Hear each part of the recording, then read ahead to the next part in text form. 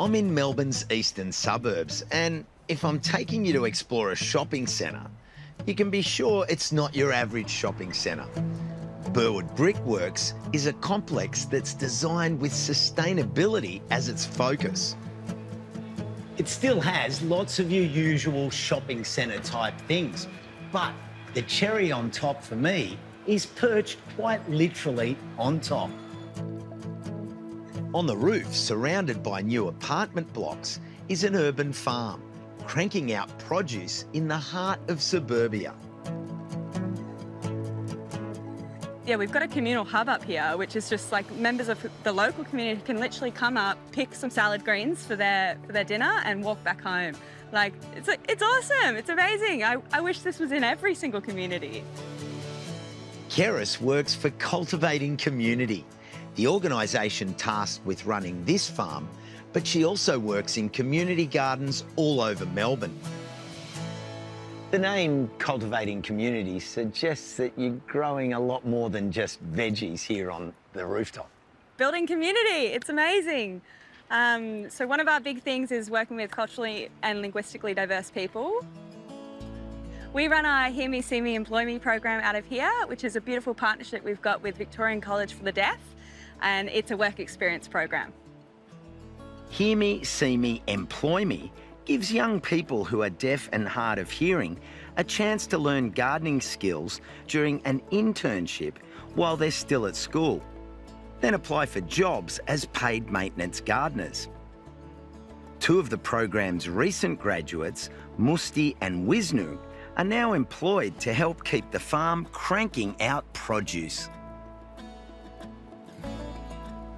So what are we harvesting here today?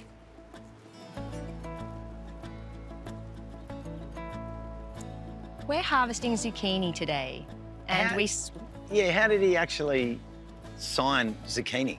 It's Z and also the shape of the vegetable as well. So sort of like Z tube. Yeah, that's right. Oh, here's one. What else are you harvesting up there, Musti? Red lettuce. Oh, yeah, nice. Redhead.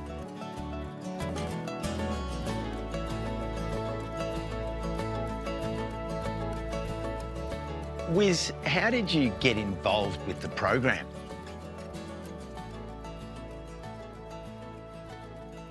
So I started studying at VCD.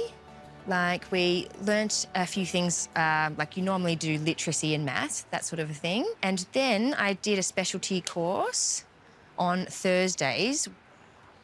Now I've graduated and I applied for a job and I've received one here. So I'll be working as a casual next year and I'll be working part-time. So that's very exciting.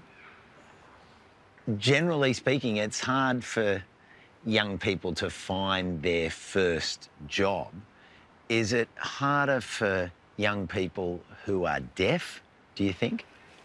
Yeah, I do think so.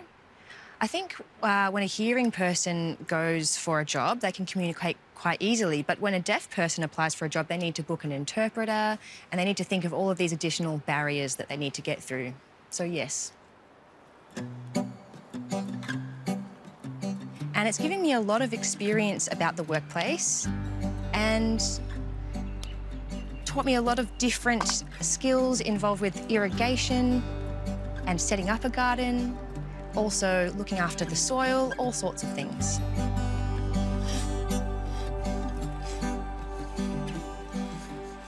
What are your favourite tools? My favourite, draw fox, backpack spray. Do you like this type of work that you do on the farm? Yes, it's because it's just best work experience. Yeah. Now, this is your first job. Is it a forever job?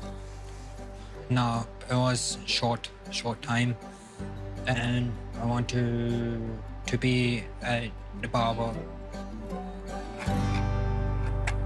When I think about my first job, As a teenager, it was actually working in a supermarket on a Thursday night and Saturday morning, heating up and handing out food samples.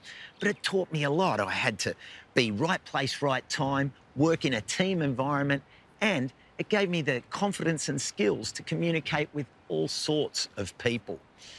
And when you think about it, if you don't have the chance to develop those skills as a teenager, it's only going to become more difficult later in life to get a job. You just need a break. You just need a start, that first. The opportunity, you know, that's what I believe this program offers. It's an opportunity for deaf and hard of hearing people to build their employability skills and then take it off to work in other organisations, or maybe even with us, who knows. So where does all this incredible produce that you're growing here end up? So everything here goes into our food insecurity projects that we run as an organisation. Local community groups can get accessible produce and then they either give it away for free or charge community a gold coin donation, which is amazing. It gets into the hands of people that need it, which is just the perfect outcome.